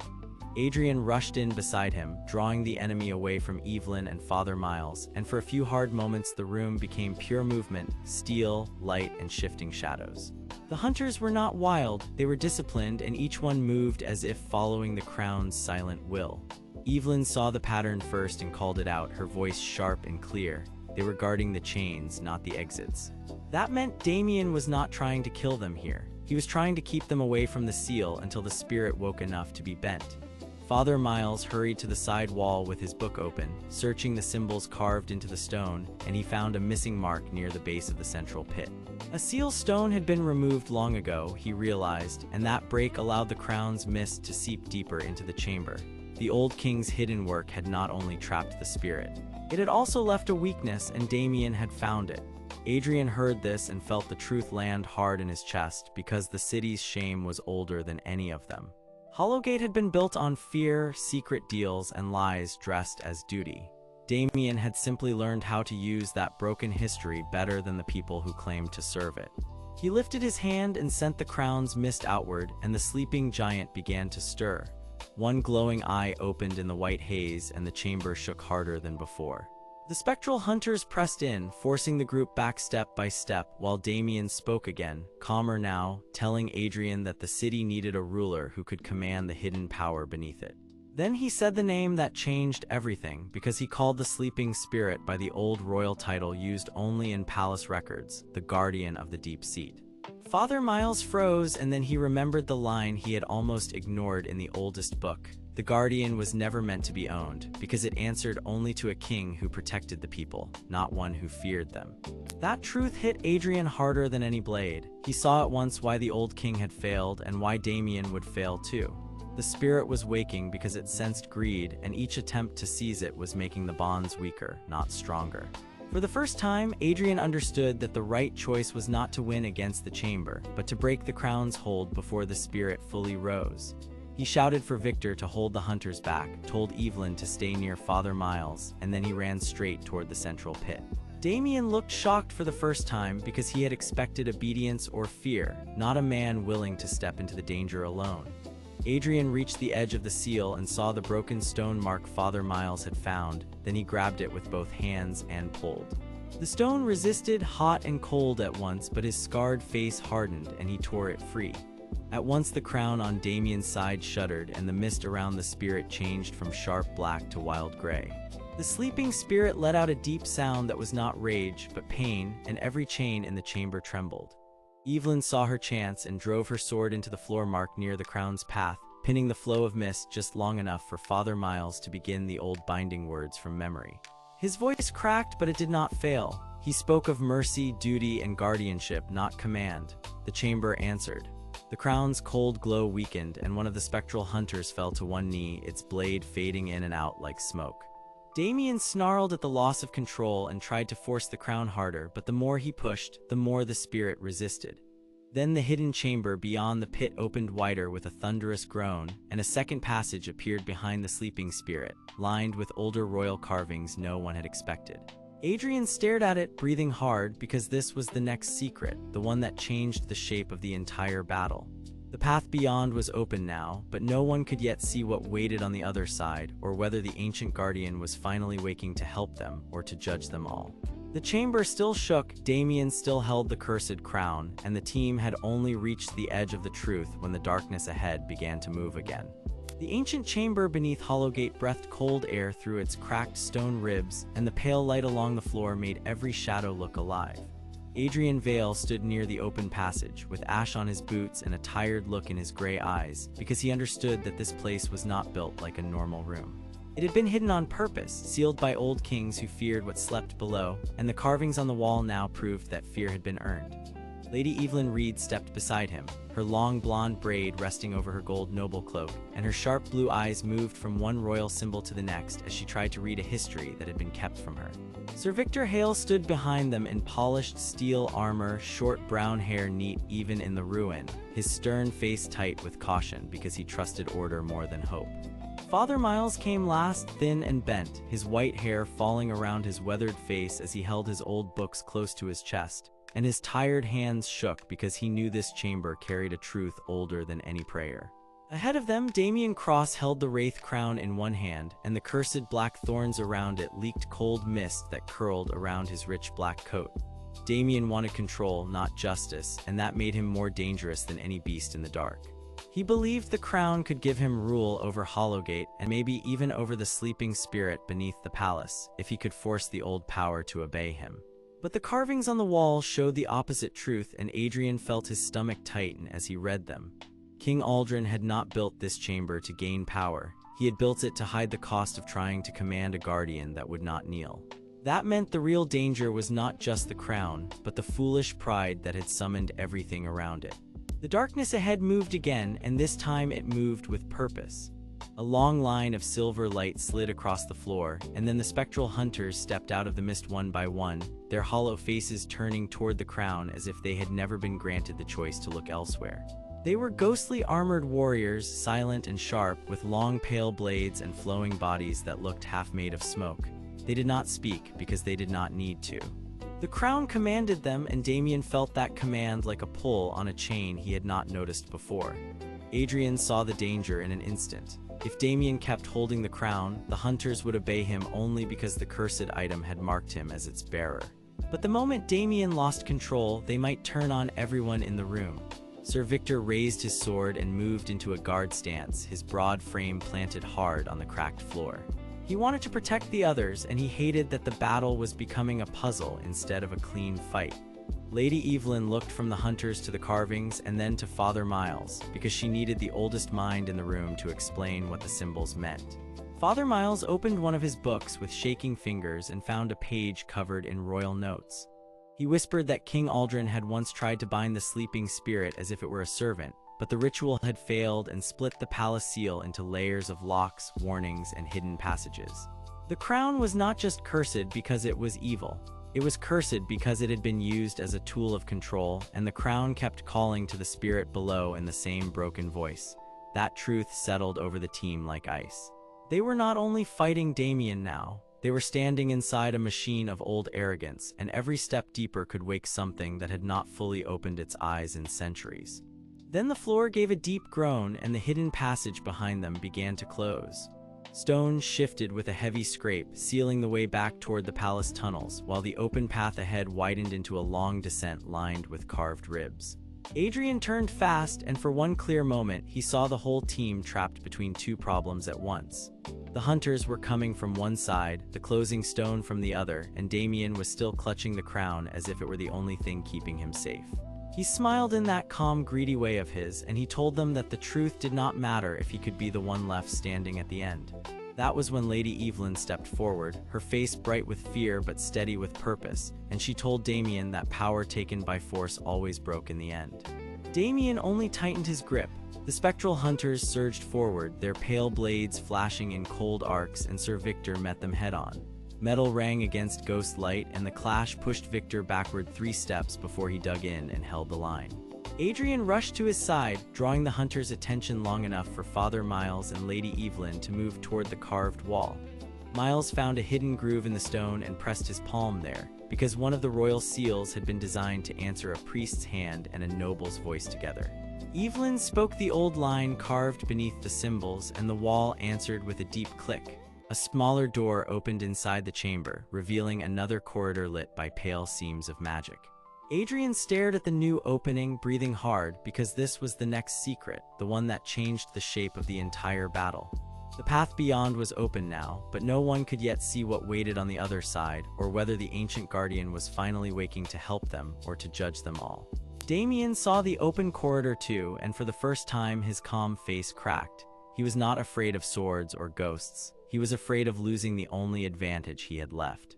He lifted the Wraith Crown higher, and the cold mist poured thicker from its thorns, spreading across the floor like a living stain. The spectral hunters answered at once, not with sound, but with a sudden turn of their heads toward Adrian and the others. Their hollow faces had no eyes, yet everyone in the room felt them focus like knives. Father Miles shouted that the crown was now calling the deeper seal, and if Damien kept forcing it, the sleeping spirit would wake in pain instead of peace. That would make the guardian lash out at everything nearby, friend and enemy alike. The stakes were now clear to all of them. If the guardian's spirit rose in anger, Hollowgate could lose what little was left of its buried safety, and the ruin above could collapse into a true disaster. Adrian understood something else too. King Aldrin had not only failed to control the guardian, he had feared that the spirit was a protector tied to the city itself, and that any greedy ruler would twist that protection into a weapon. So he buried the truth, and he made the chamber into a trap for anyone who shared his weakness. Adrian looked at Damien and saw the same weakness standing in a different face. Both men wanted to control what should have been respected. That realization changed Adrian's anger into something steadier. He was no longer fighting only to clear his name. He was fighting to stop Hollowgate from repeating the same old mistake. He stepped forward, raised his hand, and told Damien to look at the carvings one more time. The wall did not show victory. It showed warning.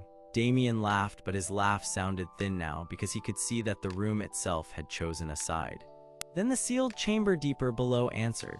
A low white glow spread through the cracks in the floor, and the shape of the sleeping spirit began to rise behind the broken stones, huge and ancient, wrapped in dark smoke and broken armor shapes, with silver chains stretched around it like a cage. The guardian did not fully wake, but it moved enough for everyone to feel its weight. The chamber shook harder, and the hunters froze in place as if waiting for a command older than the crown. Father Miles fell to one knee, his book open against the floor, and he whispered that the spirit had not been built to serve the king.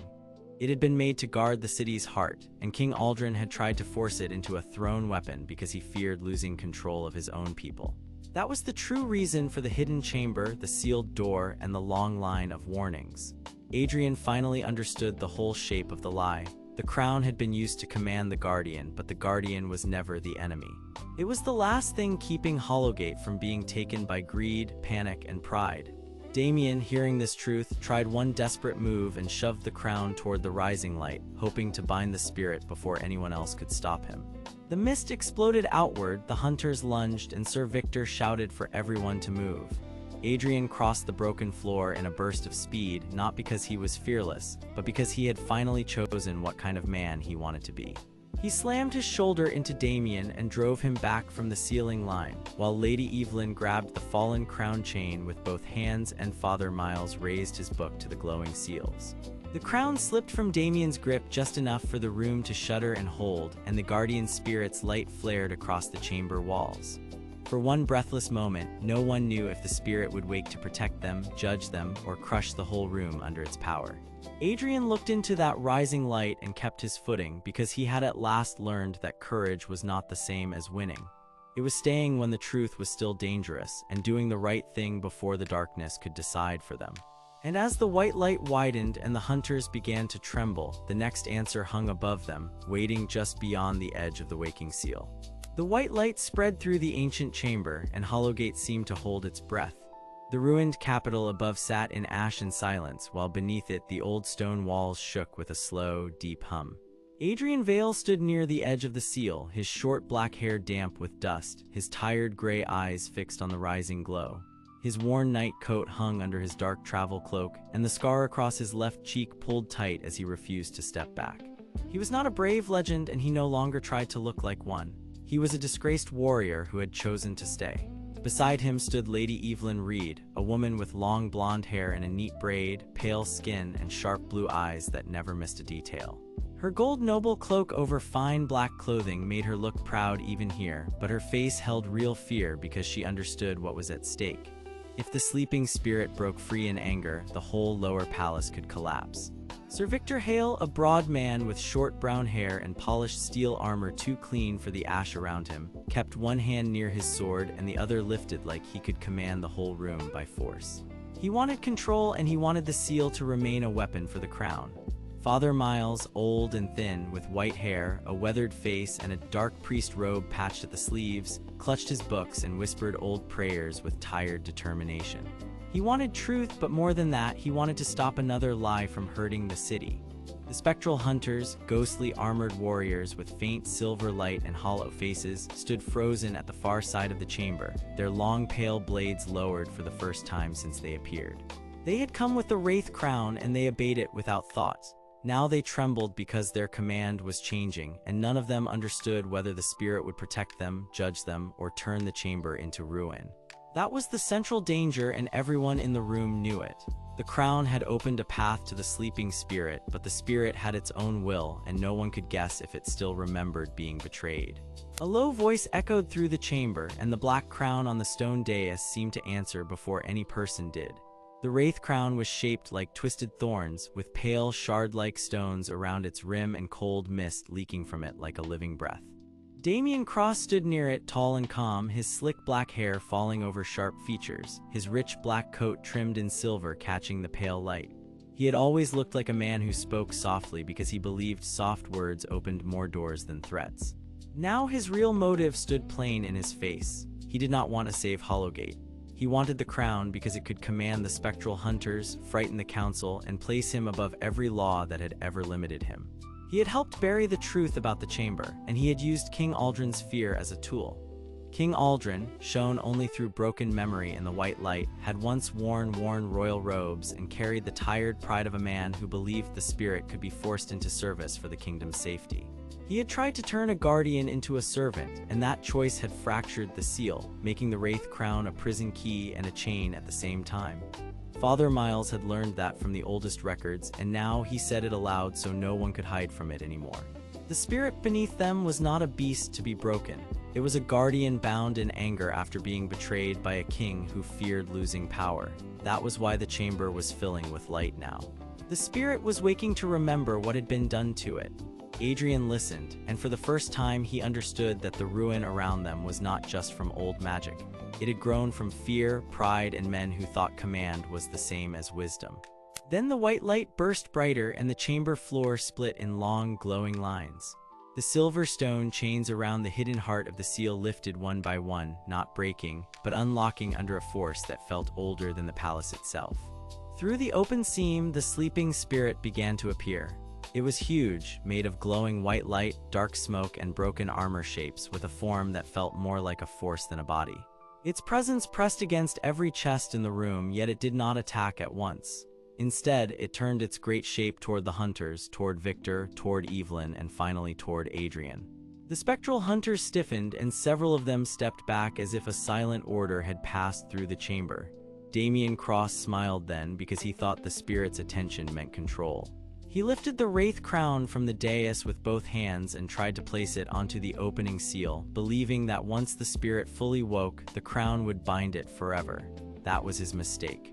Father Miles shouted that the crown was not a key, but a leash, and that it would not bind a guardian that had already learned betrayal. Victor moved at the same time, not to stop Damien, but to seize the crown for himself. He still believed power could be managed if the right officer held it. Their clash sent the crown skidding across the cracked floor, and the spectral hunters surged forward in confusion. For a moment the chamber fell into chaos, with pale blades flashing, steel meeting mist, and the white light rising higher. Adrian saw Evelyn reach for the fallen crown, not because she wanted it, but because she wanted no one else to claim it. Her face had gone pale, yet her blue eyes stayed steady. She was not thinking of title now. She was thinking of the city above, of the people trapped in the ruins, and of the lives that would be lost if anyone sealed this power for personal gain again. Adrian moved before fear could freeze him. He stepped between the crown and the opening spirit, then drove his boot across the stone and knocked the crown away from every hand. The hunters lurched toward him, but the strange thing was that they did not strike. The spirit's waking light had begun to unmake their obedience. They were no longer sure who they served. The twist came with the next wave of light, the chamber walls filled with broken memory, and everyone saw the truth of the seal. King Adrian had not built the chamber only to hide danger. He had hidden a warning. The spirit had once guarded the city from something far deeper under Hollowgate, something dark and restless that had been sealed below the palace long before his rule. Adrian had feared that if the crown were ever used to force the guardian awake, the deeper darkness would notice and rise. Damien had never cared about that warning. He only wanted the crown's power. Victor had never cared enough to ask who paid the price. And Evelyn, seeing the memory unfold, understood that her family had guarded only the surface of the royal secret, never the whole truth. That made her both angry and ashamed, because she had spent her life trusting the title that had kept the lie alive. Father Miles, weak with exhaustion but still clear in his mind, explained the full pattern. The seal had 3 parts. The crown was the lure, the chamber was the lock, the spirit was the watcher. If the crown commanded instead of asked, the watcher would wake in pain, and the pain would call the deeper force below the city. That was why the old priests had feared the crown, and why the oldest books called it a curse instead of a blessing. Adrian felt his stomach tighten at the thought, because now the danger was larger than any single enemy. Hollowgate itself was built on a sleeping wound. The city above could not survive another forced awakening. Yet the spirit was already moving, and the crown lay only a few steps away, glowing cold in the white light. Damien, frustrated and no longer calm, reached for it again. Victor shouted for the hunters to form up. Evelyn called Adrian's name, not as a noble command, but as a plea for trust. Adrian looked at the spirit, then at the crown, then at the people beside him. He had once fought for orders, then for pride, and then for the hope of clearing his own name. But now he understood something harder.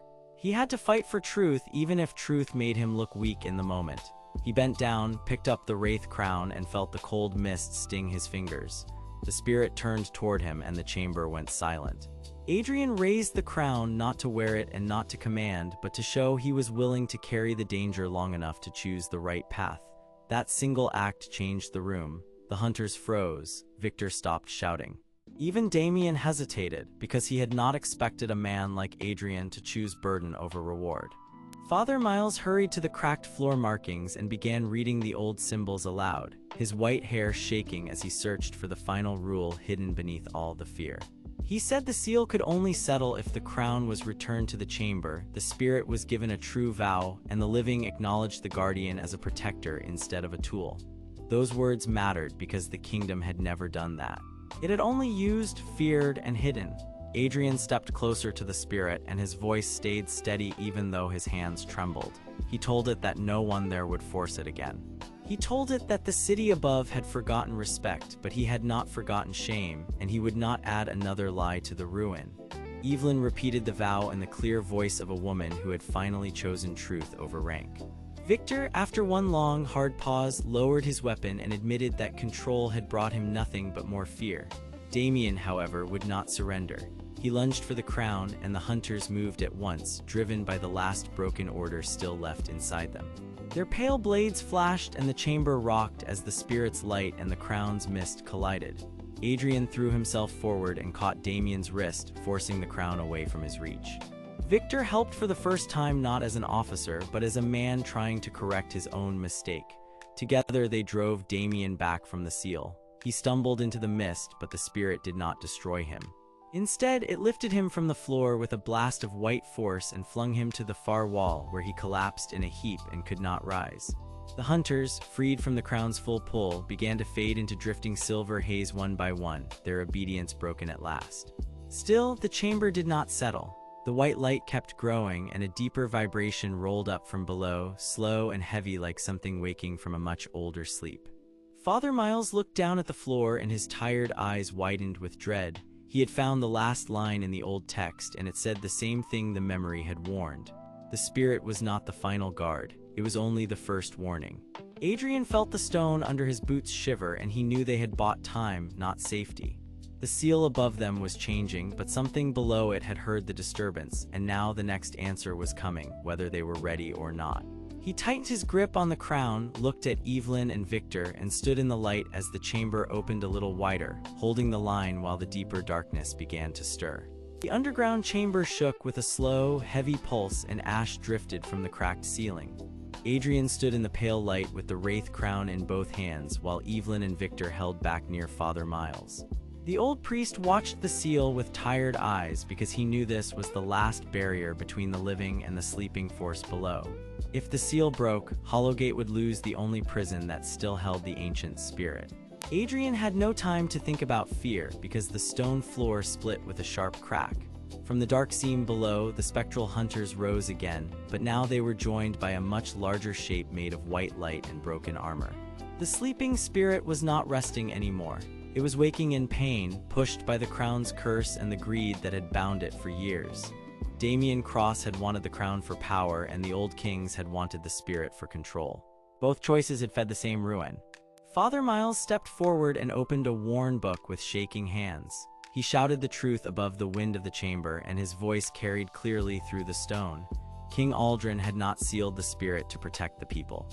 He had forced it to obey him, and when it resisted, he built the Black Seal door and buried the kingdom's shame underground. The crown was never meant to rule. It was a lock made from broken promises and royal fear.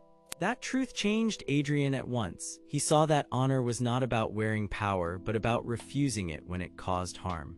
So he lifted the crown over the seal instead of placing it on his head, and he spoke the old words Father Miles had found.